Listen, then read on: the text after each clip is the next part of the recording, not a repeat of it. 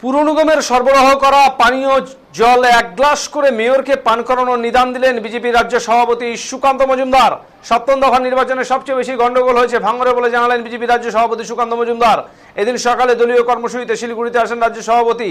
তিনি সাংবাদিকদের মুখোমুখি হয়ে বলেন, রাজ্যে আজ শেষ দফার ভোট হচ্ছে। এই ভোট ঘিরে বিভিন্ন জায়গা থেকে অশান্তির অভিযোগ উঠে আসছে।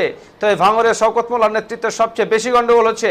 শিলিগুড়ির জল সমস্যা প্রসঙ্গে তিনি বলেন, শিলিগুড়ির মানুষের উচিত 1 গ্লাস করে জল মেয়রকে খাওয়ানো, তাহলে মেয়রের উচিত শিক্ষা হবে।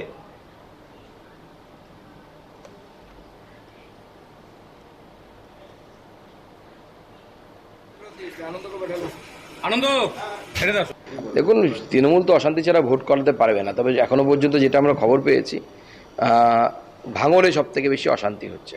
শওকত মোল্লার লোকজন বসে আছে ওখানে, শওকত মোল্লার নেতৃত্বে তারা ঝামেলা পাকাচ্ছে সেখানে।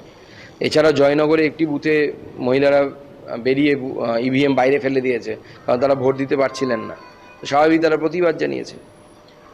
শিলিগুড়িতে বেশ কিছু যাবত আর কি দূষিত জল কর্পোরেশন তরফ থেকে খাওয়ানো হচ্ছে, পরে সেটা নতুনদের প্রেসমিট করে দেন। আপনি সেই বিষয়টা জানেন? দেখুন, অত্যন্ত ভয়ঙ্কর অবস্থা। যেভাবে শিলিগুড়ির মতো একটি শহরে মানুষকে দূষিত জল খাওয়াতে হচ্ছে, আমি তো শিলিগুড়ির মানুষকে বলবো সবাই 1 গ্লাস করে এই জল নিয়ে গিয়ে মেয়রকে খাইয়ে আসুন, তাহলে পরে মেয়রের উচিত শিক্ষা হবে। জনস্বার্থ মামলা করবে, তার সাথে আন্দোলনও চলছে।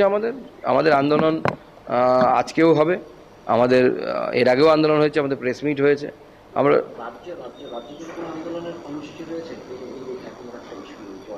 শিলিগুড়ির ইউনিট আমাদের করবে। 21-এ আমরা দেখেছিলাম তৃণমূল কংগ্রেসের বিভিন্ন রকম দুর্বুদ্ধি তারা করেছিল, কুবুদ্ধি তারা করেছিল, দূর অভিসন্ধি করেছিল। তার মধ্যে পিকের লোকজনকে সরকারি অফিসার বলে ঢুকিয়ে দেওয়া হয়েছিল গণনা কেন্দ্রে। এরকম বহু জায়গা থেকে আমরা অভিযোগ পেয়েছি, বহু এই ধরনের উদাহরণ আমরা পেয়েছি। এবার যেন না হয় সেরকম, আমরা অতিমাত্রায় কষা।